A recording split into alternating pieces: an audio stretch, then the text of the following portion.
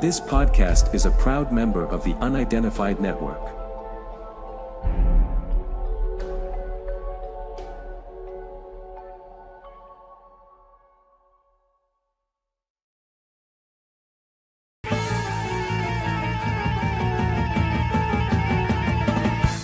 So now, ladies and gentlemen, live and in colour, it's Mr. Wayne Lovejuice.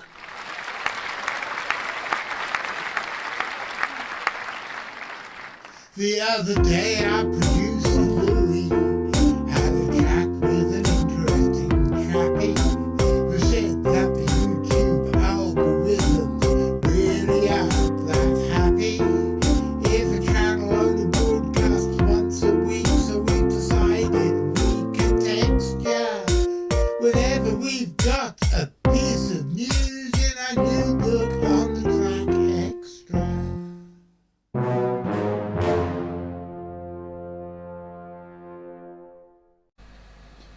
Good evening, ladies and gentlemen. My name's John Downs, and welcome to another episode of On the Track Extra.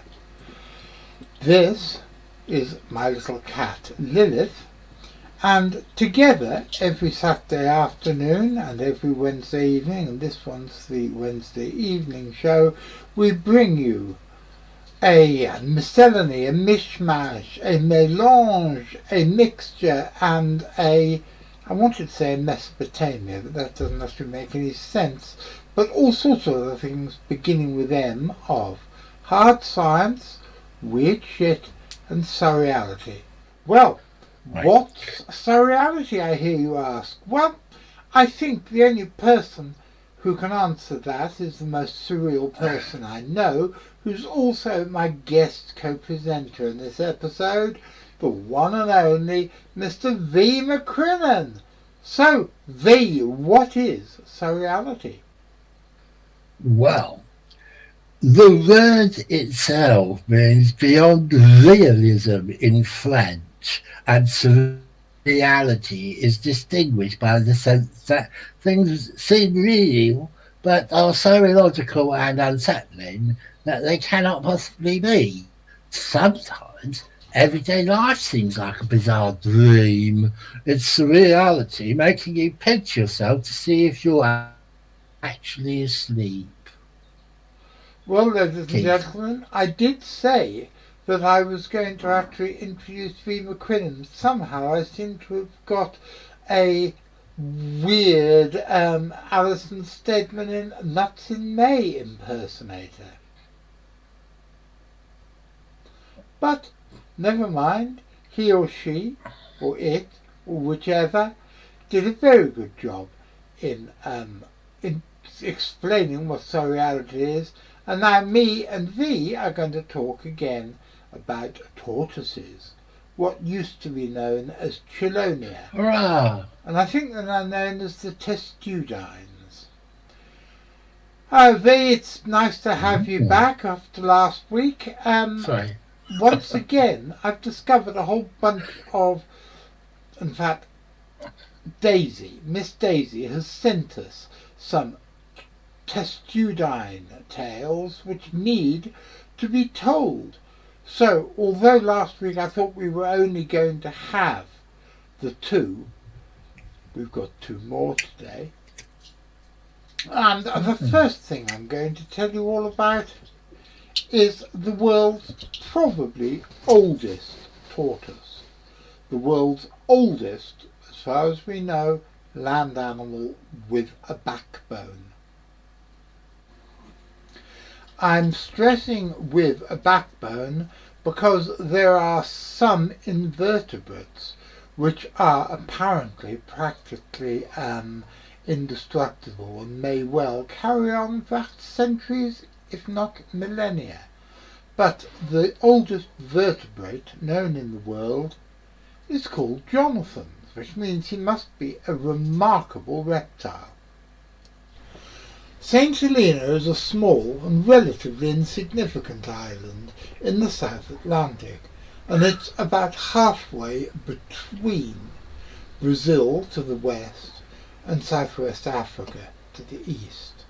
And it was so insignificant that nobody had bothered to claim it back in the beginning of the 19th century, when it suddenly took centre stage in world affairs. Do you know why that is, Mr. Macrinnon? Something to do with a war, I would imagine. Exactly. It was originally, like I said, an uninhabited island that had a small, very small, and rather disreputable Portuguese whaling station at one end and a Dutch whaling station at the other. But in 1815, something happened in Europe, and that something was Napoleon being defeated for the second time by Allied forces. The first time Napoleon was defeated, he was exiled to a little island in the Mediterranean called Elba, and he was made Emperor of Elba and told to stay there. But unfortunately, Napoleon, who I've always thought looks a bit like Richard Freeman. What do you think about that? Yes, possibly. I think he looks a little bit like the boy Freeman. And he came back to France. He gathered himself. A French army was sent to stop him, but they changed sides and pledged allegiance to him. And Napoleon, having declared himself Emperor of France for the second time, got forces together and went on the rampage across Europe again. And only 3 months after he landed in Europe, he got defeated by the Duke of Wellington and his allies at the Battle of Waterloo. Knowing my fate is to be with you. Whoa, whoa, whoa, whoa, dang, dang, dang, dang, dang, dang. Finally. And this time the Allies decided it was not going to be a very sensible thing to do, to just send him back to Elba, and they needed somewhere to exile him, because in those days, gentlemen, and you must remember, wars were fought by gentlemen, or at least organised by gentlemen. Gentlemen didn't assassinate the vanquished heads of state. So the British government annexed this crappy little island in the middle of nowhere, which was called St. Helena. They built a house for him and exiled Napoleon to St. Helena, where he lived the rest of his life.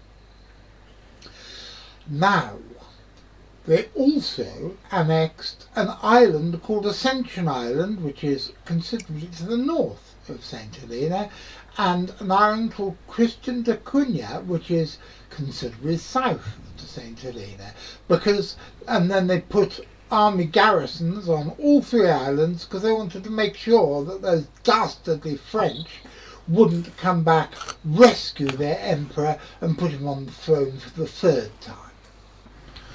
All 3 of these islands, Ascension Island, St. Helena and Tristan da Cunha and its outside islands, are British dependent territories and have been ever since they were annexed, in order to provide a home from that naughty Emperor Napoleon. Now, in 1883, I think it was, a visiting sea captain visiting St. Helena brought 3 giant tortoises from the Seychelles as a gift to the governor, and one of them, who's called Jonathan, is still there today.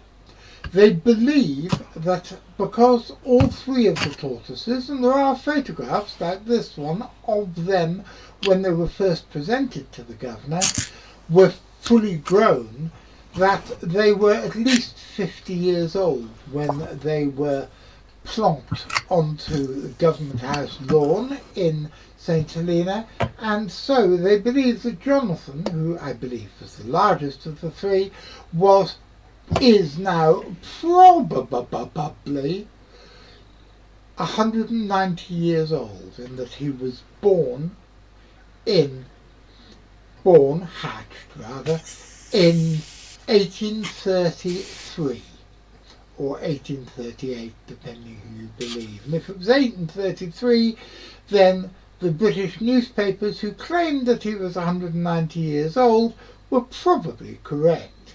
And I just think this is rather a nice story. But it gets weirder than that, because for years everybody thought that he was an Aldabran giant tortoise. But it turns out he is of a subspecies of the Aldabran giant tortoise called the Seychelles giant tortoise, which until 2011 was thought to have been extinct for a long time. So not only is he the oldest land animal that any of us know about, but he is also one of the few surviving examples of an incredibly rare and rediscovered subspecies of turtle, Testudine. So, what do you think about that then, V? I'd like to know if there are any plans to try to breed them to bring them back from the edge of extinction. Well, allegedly there are, because they were found on one of the smaller islands in the Seychelles fairly recently.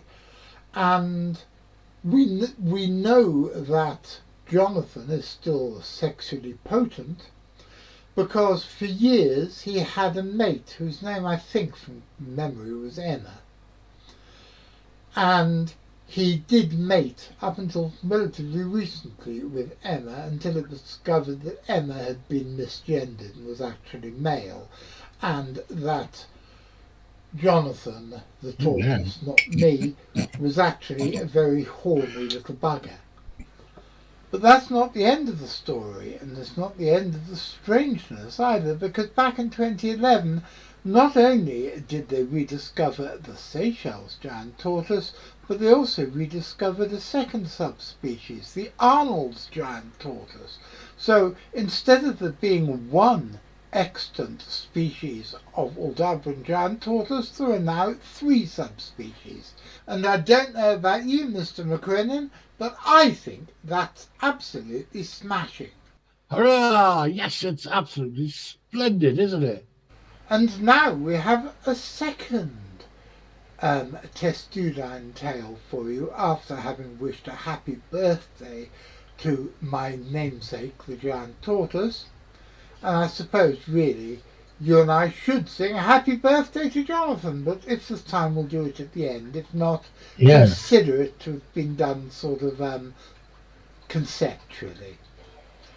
Now, the second turtle story, Testudine story, which actually does involve a turtle. It involves a Kemp's Ridley turtle called Rossy, and he was washed up in Wales, which is not exactly a place that one would normally imagine was a haunt of sea turtles. But actually it is, isn't it, V? It is indeed, and it, both of them have ended up at Anglesey Sea Zoo, haven't they? Yes. Well, it's happened twice in 3 years, and the other one was 2021, and now one which was washed up in Anglesey is now in Anglesey Sea Zoo, making it the second Kemp's Ridley to end up there since 2021. Still too young to have its sex determined. It looked like touch and go for Rossy at the time, because when they get into cold northern waters, they sometimes, especially when they're young and small, go into a torpor, can't swim, and are in grave danger of dying. They quite often can die even during the process of being revived, but it made it through the first week of critical care, despite having suffered significant physical damage from its Atlantic crossing. It's now moving on to the next stage of rehabilitation and treatment. Turtle vet Kellen Marshall, and how do you pronounce Kellen? Kellen?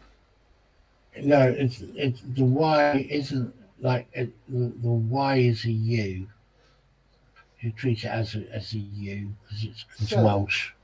And so it's either Chellan or Sellen, and I would imagine it would be Chellan. Oh, okay. hang on a moment. No. Kevin Marshall said, "We corrected its dehydration with fluid therapy, monitored blood glucose levels and slowly increased the temperature. We're now moving on to antibiotics and vitamin injections while awaiting signs of improving gut function and assessing for any less apparent injuries. We've got a long way to go, but Rossy has been a little fighter from day one." Well, I think it's very, very good what these people are doing, and I hope that although it's in the zoo, and it may even be a exhibit for a while in the Sea Zoo, I think it's important that it's noted that these creatures do regularly come into British waters, although the Kemp's Wrigley's are the rarest ones too. There's only ever been about 30 juvenile specimens washed up on British shores, and only 5 have been rehabilitated and re-released. But when it is time to have it re-released, it will be flown back to Mexico or Texas by the RAF, which I think is a pretty damn good thing to do. Hurrah! Yes, hurrah indeed. But before we totally end the subject of Testudines for this episode, V has something, a musical tribute to Jonathan the tortoise. Happy birthday to you, Jonathan, the giant Aldabran gay tortoise.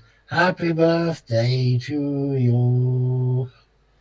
I'm not sure if he's gay or just bi-curious non-seen, but this we will find out in due course.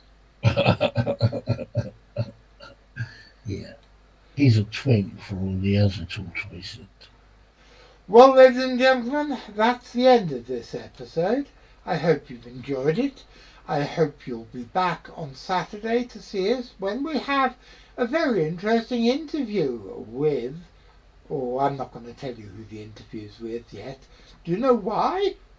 Because I don't know. I'm doing 3 interviews this week, and I don't know which one's going to end up on next Saturday's show. But will you be watching the show next Saturday, Mr. Macrinnon? I will indeed, Mr. Downs. Well, if you're watching it, and I'm there doing the, what's it called, the live chat and all the other fiddling about that I do, then I'll be... Seeing you. Yes, you will.